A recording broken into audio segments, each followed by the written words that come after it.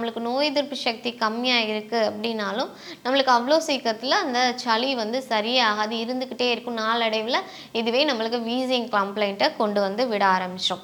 So நான் ஆரம்ப கட்டத்திலே நம்மளுக்கு இப்போ 1 மாதமா இருக்குது, 2 மாதமா இருக்குது அப்படிங்கும்போது கண்டிப்பாக ட்ரீட்மெண்ட் எடுத்து அந்த இன்ஃபெக்ஷனை கம்மி பண்ணிக்கோங்க.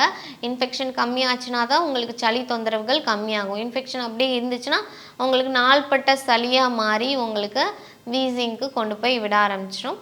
ஸோ இதுக்கு என்ன பண்ணலாம் நம்மளுக்கு அப்படின்னு பார்த்தோம்னா, திருநீற்று பச்சிலை சொல்லிட்டு சொல்லுவாங்க. ஸோ அதை எடுத்துக்கலாம், நல்லா கழுவி. ஸோ அதை வந்து நல்லா அரைச்சி நம்ம சாறு எடுத்துக்கலாம். ஸோ அந்த சாறை வந்து ஒரு 5 ml தொடர்ந்து ஒரு 5 days வந்து நம்ம எடுத்துகிட்டு வரும்போது நல்லாவே நம்மளுக்கு சளி எல்லாத்தையுமே கரைச்சி விட ஆரம்பிக்கும்.